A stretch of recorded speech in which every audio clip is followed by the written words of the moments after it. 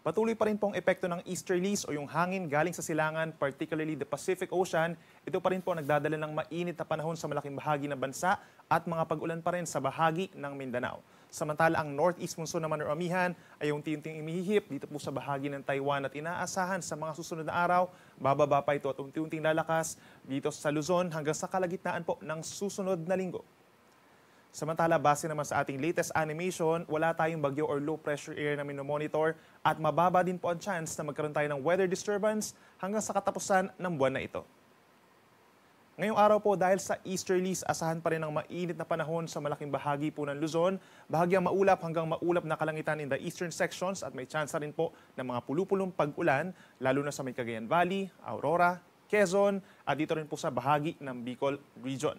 Sa natitirang bahagi ng Luzon, itong facing the West Philippine Sea, partly cloudy skies at minsan maaliwalas naman po ang umaga hanggang sa tanghali. May kainitan din po, lalo na sa may bahagi ng Pampanga, Cavite, Mindoro provinces at maging dito rin po sa Palawan at mababa ang tsansa ng ulan. Sa Metro Manila, temperature is between 25 to 32 degrees Celsius, habang pinakamainit yung actual temperature dito po sa may Tuguegarao hanggang 34 degrees Celsius. Samantala dito sa parting Visayas, asahan pa rin ang bahagyang maulap hanggang maulap din na kalangitan at mataas ang chance ng mga pulupulong ulan dito pa rin po sa may Southern Leyte and Leyte dahil yan sa easterlies. Pagsapit ng hapon, bahagyang maulap hanggang maulap na rin po dito sa may central and western portions of Visayas at may chance na rin ng mga isolated rain showers. In terms of temperature, between 31 to 32 degrees Celsius yung pinakamainit pagsapit po ng tanghali. But then may mga lugar pa rin po na posibleng makaranas ng heat index na higit 38 degrees Celsius. Kabilang na dyan ang Katarman, Iwan sa Eastern Samar at yun din po sa may Iloilo and Rojas City. Sa ating mga kababayan sa Mindanao, patuloy pa rin ang maulang panahon dito sa may eastern sections, particularly Caraga, Davao Region, and Northern Mindanao dahil pa rin yan sa easterlies. Yung nature po ng paulan natin, mga light to moderate rains, kaya mag-ingat pa rin po sa mga posibleng pagbaha at pagguho ng lupa at lagi magantabay sa ating mga thunderstorm advisories and heavy rainfall warnings. Sa natitirang bahagi ng Mindanao, bahagyang maulap hanggang maulap ang kalangitan sa umaga hanggang tanghali. But then nagkakaroon na rin po ng mga paulan dito sa bahagi ng Zamboanga Peninsula, Lanao del Sur, Maguindanao provinces at dito rin po sa Cotabato. Ito ay dahil pa rin sa easterlies. Temperature natin dito sa Metro Davao between 24 to 32 degrees Celsius habang pinakamainit po sa may Zamboanga City, Jensan and Cotabato City kung saan posibleng makaranas ng higit 38 degrees Celsius na heat index. Sa ngayon po, pinakamaalon pa rin dito po sa may extreme northern Luzon hanggang 3.5 metro taas ng mga pag-alon po yan dahil sa unti-unting bumababa na northeast monsoon. Habang banayad ang katamtaman ng ang mga alon dito sa natitirang baybayin po ng ating bansa. At tulad ng nabanggit ko kanina, habang bumababa po yung ating northeast monsoon, posibleng malaking bahagi na rin po ng northern Luzon at ilang pambaybayin po sa may eastern sides ng central, southern Luzon and Visayas ang magkakaroon ng mga pag-alon hanggang sa kalagitnaan po ng susunod na linggo. Samantala, for the next 3 days, aasahan natin yung unti-unting pagbaba po ng northeast monsoon. By tomorrow evening, possible malaking bahagi ng northern Luzon na magkakaroon ng epekto ng amihan. Pagsapit ng linggo, northern and central Luzon.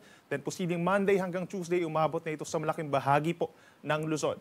Yung effect po ng amihan, may kalakasan po na hangin, may mataas na mga pag-alon at unti-unting pagbaba po ng temperatura, lalo na po sa Monday onwards. So kung dito sa Metro Manila, partly cloudy to cloudy skies pa rin tayo in general. May chance lamang po ng mga isolated rain showers over this weekend and even mababa ang chance ng ulan umaga hanggang tanghali. May mga isolated light rains naman po Monday hanggang Wednesday. Pagsapit naman dito sa Cordillera Region, sa Baguio City, mainam pa rin po ang magiging pamamasyal dahil aasahan pa rin ng mostly maaraw na umaga hanggang sa tanghali and then malamig pa rin po between 15 to 26 degrees Celsius. Posible lumamig pa into 13 to 14 degrees sa kalagitnaan ng susunod na linggo. Habang dito naman po sa may Bicol Region, magiging maulan na po bukas. So kung lalabas ng bahay over this weekend, magdala ng pananggalang po sa ulan. Meron tayong kalat-kalat na ulan and thunderstorms. Maaaring din ito magdulot ng mga pagbaha at pagguho ng lupa habang bubuti ang panahon pagsapit ng Lunes hanggang early or hanggang middle of next week. Sa ating mga kababayan po sa Visayas, may epekto pa rin tayo ng easterlies doon. Medyo mainit pa rin po, lalo na po sa mga kapatagan at sa mga urbanized areas at may chance rin ng mga isolated rain showers. Lalo na dito sa may eastern Visayas, by tomorrow po hanggang sa Sunday, possible yung kalat-kalat na ulan and thunderstorms. Kaya't mag-ingat po sa mga posibleng pagbaha at pagguho ng lupa. Sa ating mga kababayan naman po sa Mindanao, may mga pag-ulan bukas dito sa may Zamboanga Peninsula, particularly sa may Zamboanga City, umaga hanggang tanghali. And then sa malaking bahagi ng Mindanao, lalo na yung mga naapektuhan ng mga pag-ulan dulot ng easterlies in the past few days, ay bubuti yung panahon. Meron na lamang mga saglit na pag-ulan. Sunday and Monday, mas bubuti yung panahon, mas maaraw sa maraming bahagi po ng Mindanao. May kainitan, lalo na po yung heat index, posibleng maranasan yung between 36 to 40 degrees Celsius at may chance rin po ng mga isolated rain showers.